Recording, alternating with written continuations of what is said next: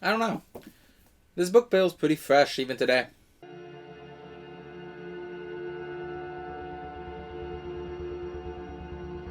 Hey there everyone, Afrodo Reviews here, helping you decide, is that book worth reading over second breakfast? Or does it deserve the fiery pits of Mount Doom? Let's decide. She's not in here today, unfortunately, that's why you don't see her.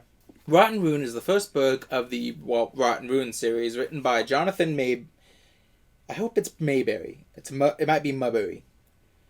Or some other way of saying it, I don't know. But Jonathon Maberry, I'm just going to say Maberry, that's easiest. Which is a young adult post-apocalyptic novel involving, well, of course, zombies. The book itself was nominated for a variety of awards. However, it did end up winning the Sibbles Award for Young Adults Fantasy and Sci-Fi Fiction in 2010, and the Gateway Readers Award in 2013. The series consists of 11 works, although only about 3 or 4 of them are actually novels, whereas the majority of them seem to be in between short stories, for the most part, at least from what I could find on Goodreads. I mentioned before that I owned a book called Patient Zero that I wasn't sure if it was a prequel to the series or not, but looking it up, I guess it's not. It's just Jonathon Maberry wrote 2 different books about zombies. One sounds more like Zombie Terrorist, and this is just True Zombie Apocalypse. It's kind of weird when I looked into it. I might have to look at Patient Zero just because, like, the plot that I read online, that's really weird. Anyways, without further ado, here's your report card.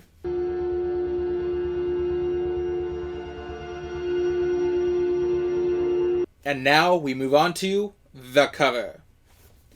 Now, the cover of this book is actually pretty decent. Well, in a sense. It has a nice contrast of colors. It's the face of who I can only assume is supposed to be our main character, Benny Amura. But it could really be anyone, to be completely honest with you. Now, it's interesting because all we can see mostly is the eye. The area immediately around the eye and the eye itself is in color. But the further away from the eye you get, the less color you see. It goes into a grayscale. Now, that's pretty interesting because it gives you a clear something's wrong, and it gives the idea of flesh withering as someone is bitten, with even the green eye in the frame looking more sickly, like something's overcoming it. And that might even be true because it's kind of a twofold cover. Directly on the inside is a page that has a zombified version of the vase, like a true zombified. Milky white eyes, rotting flesh, all that. So for all in all, I think this cover is pretty decent. It's not the greatest cover, but it quickly gives you what you're in for. It's a zombie book. And it's a zombie book involving a younger character. So yeah, as far as I can tell, the cover of this book is pretty decent. Now on the back is just the synopsis along with go check out the sequel to this. And yeah, that's about it. So now we'll move on to the synopsis. Now, as I say it every time during this video, and hopefully I'll remember to put the cards up like I've been forgetting to lately.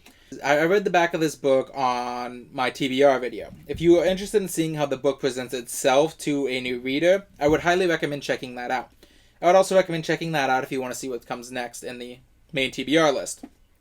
However, for the sake of the context of this review, here's a quick synopsis. A young man named Benny Amura is grown up in a world that has already fallen to a zombie apocalypse. It's been about 15 years, I believe, since the zombie apocalypse has started. And life has gone on. Benny is in a survivor community where the moment he turns 15, he is going to lose his food ration cards, basically, his money. So he has to find a job in some way that helps support the safe haven.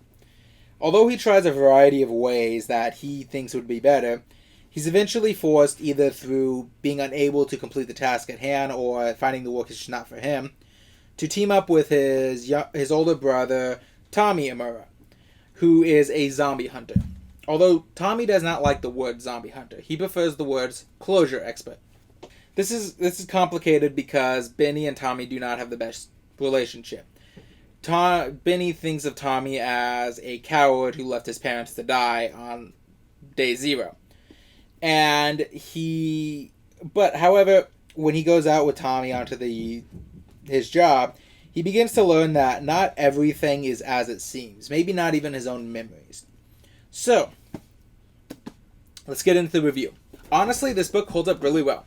Yeah, I found that unlike something like Daniel X, which my last review, this book has really only gotten better with age. In a sense that, in the sense that it's not necessarily that I think the writing is improved and I didn't appreciate it. I just think that when I look back on it with an older viewpoint, I can appreciate what this book was trying to do versus, other books. Like even Hunger Games, as much as I liked it, and as much as it has that class warfare and all that in it that I appreciate, this book really is the perfect example of a book that does not treat its audience like it's stupid. Now, unfortunately, that might also create some disconnect with the main reader base. On Goodreads, one of the top reviews is talking about how the book is boring and how the message seems to be, but zombies are people too, we can't hurt them. And I can see why that reviewer might think that, but I would honestly say that they missed the point of the book. That's mostly because this book isn't so much about zombie hunting. It's not so much about, the gung-ho, let's kill some zombies kind of thing you see in a lot of these books, or even just the survival.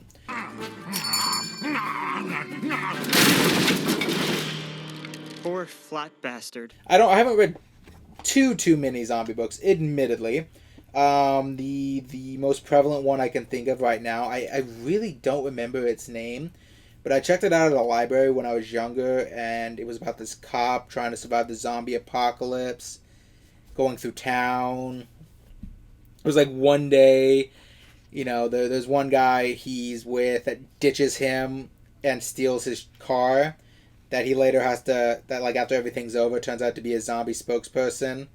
It's weird. Okay.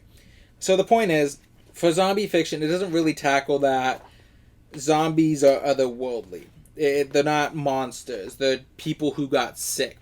And I appreciate that because it's a more nuanced look at things. It's not just kind of approaching things as the people who think of zombies as people, like in most zombie works, are stupid or awful people who are delusional. It's saying that, yeah, a lot of people do understand that their loved ones are zombies. They're flesh-eating monsters nowadays. But it's a lot like burying a sibling or a family member. Just because they died doesn't mean they suddenly stop being who they were to you.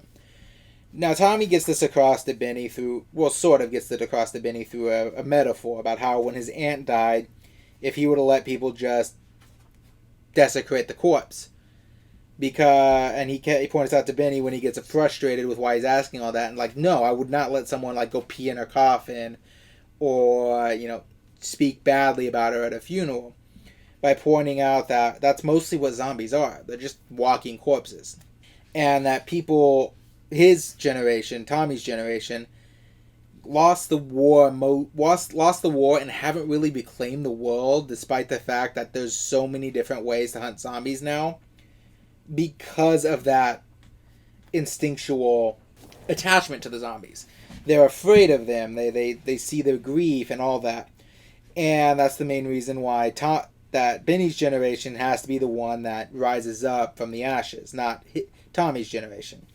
So, all in all, I guess in all this rambling, what I'm saying is that this book is very good. I will say that in the grand scheme of things, even though that this presents people like the zombie lovers that are typically vilified in other zombie works as more understandable, in a more kind light than you typically see, it doesn't really take sides. It doesn't say people who treat zombies as nothing more than corpses to be destroyed are wrong, in a sense. It treats them as wrong when they do it in a sadistic way.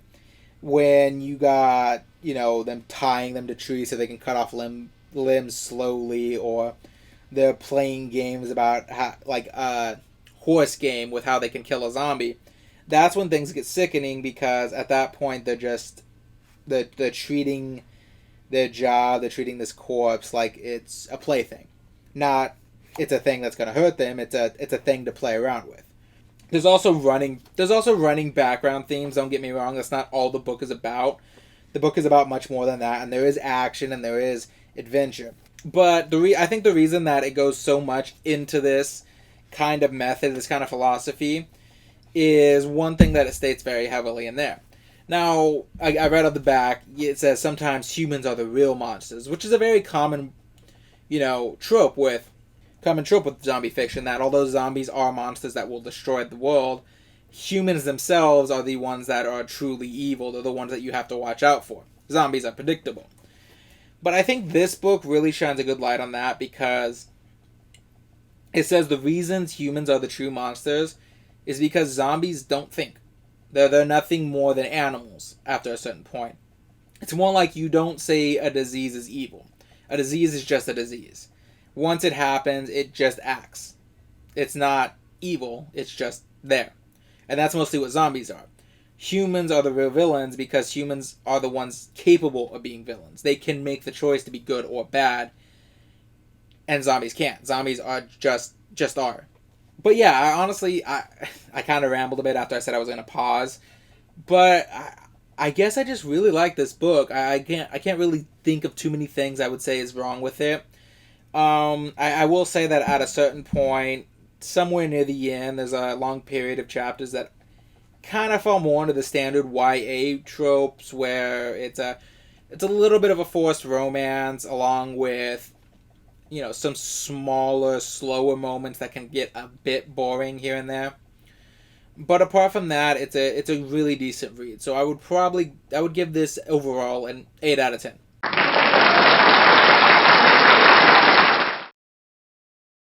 I've more or less said what I can say on this book. I do think it's a book that treats its audience smart. It's a book that doesn't treat you like you're dumb. And that's a lot of the issue I have with a lot of YA books. It's not necessarily that YA books are badly written, or even just how cliche they can get sometimes. It's just that the bad YA books like Daniel X, treat their audience like they're idiots. And this book does not do that. And I really appreciate the book for treating people like they're intelligent. It means when you grow up and when you come back and read it, you can still appreciate the book on new merits as well as the old ones. So, the question of whether or not it deserves Mount Doom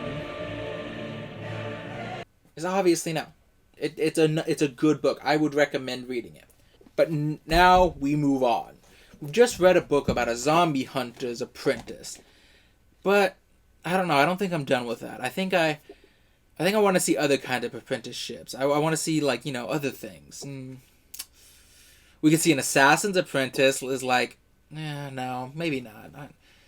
I don't think that's for me. Oh, I know. We'll cut the difference. We'll go see what being a ranger's apprentice entails. That being said, just remember, with every book comes an adventure, and every adventure's worth having, even the bad ones.